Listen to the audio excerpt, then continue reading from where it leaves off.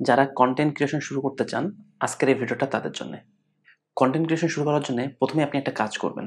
সেটা হচ্ছে আপনি কি ভিডিও বানাবেন তার একটা আউটলাইন করে ফেলবেন। মিনিমাম 50টা ভিডিওর একটা লিস্ট করে ফেলবেন। আর সেইগুলো আপনার ডায়েরিতে লিখে ফেলবেন। তাহলে কি হবে, একটা ভিডিও বানানোর পরে পরবর্তী কি ভিডিও বানাবেন এই নিয়ে আপনার সময় নষ্ট হবে না, কনফিউশন থাকবে না।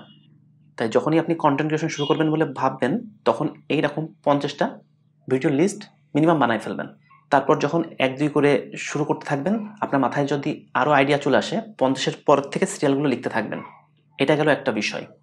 এরপরে আরেকটা বিষয় আপনাকে বলতে চাই, সেটা হচ্ছে আপনি যখন ভিডিও বানাবেন, সেই ভিডিও একদম পারফেক্ট বানানোর জন্যে সময় নষ্ট করবেন না। প্রথম দিকে কি হয়, যখন আমরা ভিডিও বানাই তখন আমাদের মনের মতন ভিডিওটা হয় না। আমরা খুব পারফেক্টভাবে ভিডিওটা বানাতে চাই, তার জন্য অনেক সময় নষ্ট করে ফেলি।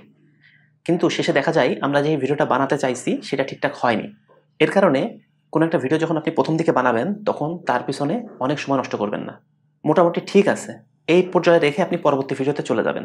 আপনি যখন আপনার 500 নম্বর ভিডিওটা বানাবেন, তখন আপনি খেয়াল করে দেখবেন আপনি প্রথম দিকে যে পারফেক্ট ভিডিওটা বানানোর জন্য চেষ্টা করতেন, সময় নষ্ট করতেন, ওই 500 নম্বর ভিডিওগুলো অটোমেটিক্যালি পারফেক্ট হয়ে যাচ্ছে। কারণ আপনার এক্সপিরিয়েন্স। আপনি যখন একের পর এক ভিডিও বানাতে থাকবেন, তখন কিন্তু আপনার এক্সপিরিয়েন্স বাড়তে থাকবে। কিভাবে ভিডিওগুলো বানাতে হবে আপনি বুঝতে পারবেন। এই জন্যে কোনো একটা ভিডিওর পিছনে অনেক সময় নষ্ট করে ফেলবেন না। আর আপনি যদি কন্টেন্ট ক্রিয়েশন শুরু করতে চান, আজ থেকে শুরু করুন। কারণ যত দেরি করবেন তত আপনি পিছিয়ে পড়বেন। আজকের ভিডিওটা এই পর্যন্ত ছিল। পরবর্তী ভিডিওর জন্য এই চ্যানেলটাকে সাবস্ক্রাইব করে রাখুন।